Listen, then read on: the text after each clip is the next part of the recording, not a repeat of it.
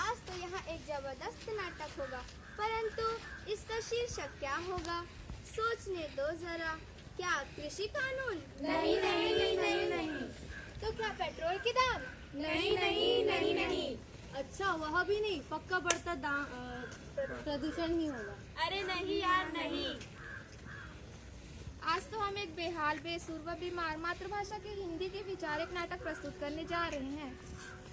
मुद्दा हिंदी भाषा को ऊपर और अंग्रेजी भाषा को नीचे रखना नहीं है। नहीं है नहीं है नहीं है। मुद्दा किसी भाषा को नीचे रखना नहीं, परंतु लोगों में यह संदेश पहुंचाना है कि हिंदी हमारी मातृभाषा है और हमें इसका आदर करना चाहिए। तो चलिए साहिबान, मेहरबान और कदरदान, तो आपके सामने प्रस्तुत है एक नाटक जिसका शीर्षक है हिंदी बीमार है, क्या हो गया है हाल, क्या हो गया है हाल। देखो भाई देखो, कौन है ये जिसका हो गया है बुरा हाल? क्या हो गया है हाल, किसका हाल और कैसा हाल? कोई बताएगा भी इतना बुरा हाल किसका, कैसे, क्यों? अरे भाई हिंदी का, हिंदी हो गई बीमार, हिंदी हो गई बीमार। मैं यह सुनकर हैरान हूँ कि हिंदी बीमार है, क्या यह सच है? हाँ भाई हाँ। अरे भाई हिंदी हिंदी कैसे बीमार हो सकती है? हिंदी की ऐसी दुर्दशा क्यों? मैं हो गई बीमार, मैं हो गई बीमार। अरे भाई कोई मुझे बताएगा कि हिंदी बीमार क्यों हो गई?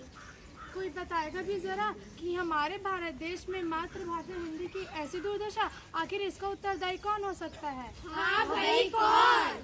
अपने ही देश में पराई हो गई, ना जाने हिंदी भाषा कहाँ खो गई। जिस भाषा को भारत के गौरव का प्रतीक माना जाता था, आज वह हमें छोड़कर जा रही है।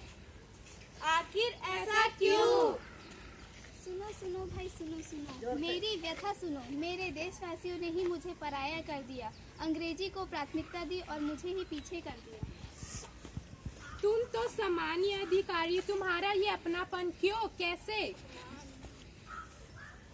हाँ मैं मातृभाषा हूँ, मैं राज्य भाषा हूँ, परंतु समय बदल रहा है। आखिर माँ को याद ही कौन रखता है? आजकल के ज़माने में लोग अंग्रेजी भाषा में ढलते जा रहे हैं और मुझे भूलते जा रहे हैं। मेरा अस्तित्व खतरे में है।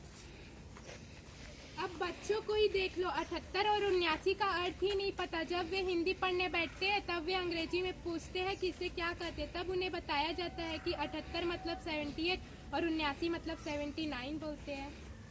और तो और उनके माता पिता भी उन्हें घर पर अंग्रेजी बोलने के लिए कहते हैं ताकि वे अपनी जिंदगी पर सफलता प्राप्त कर सके, परंतु उन्हें यह नहीं पता कि सिर्फ अंग्रेजी भाषा के माध्यम से ही नहीं, बल्कि हिंदी भाषा के माध्यम से भी लोग अपनी जिंदगी पर सफलता प्राप्त कर सकते हैं। मेरे प्यारे देशवासियों, आखिर सोचिए जरा, चीन और जापान भी तो अपनी मातृभाषा का उपयोग कर रहे हैं। क्या वे किसी सफलता से पीछे हैं क्या? नहीं है नहीं है नहीं है। अरे वाह, अब इनकी जगह हाय, हेलो और व्हाट्सएप ग्रुप का प्रयोग किया जाता है। शुक्रिया, धन्यवाद, आभारी रहूंगी से अब थैंक यू में सिमट कर रहेंगे। जहां लोग कार्य को जल्द से जल्द करने के लिए कहा करते थे, अब एज सुन एज पॉसिबल कहा और कार्य खत्म। लोग जिंदगी को आसान बनाने के चक्कर में अपनी मातृभाषा हिंदी को भूलते जा रहे हैं। मेरे प्यारे देश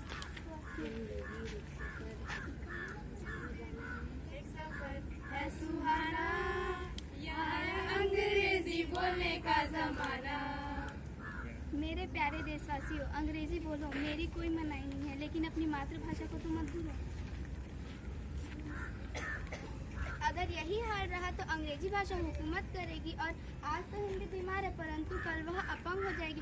भारतवासी अगर अपने ही देश की भाषा बोलना भूलेंगे तो हिंदी बेहाल हो जाएगी और अपने ही देश में पराई हो जाएगी। नहीं नहीं, हम ऐसा अनर्थ नहीं होने देंगे। हम अपने भाषा की गौरव की रक्षा स्वयं करेंगे। हाँ भाई हाँ, हिंदी जो गौरव है हमारा, उसे बोलने से क्यों कतराते हो? सम्मान देकर हमें हिंदी को बोलना है। हिंदी बोलना है, अंग्रेजी से पहले हिंदी को सम्मान दिलाना है। हिंदी को बीमार होने से बचाना है, हिंदी को बीमार होने से बचाना है।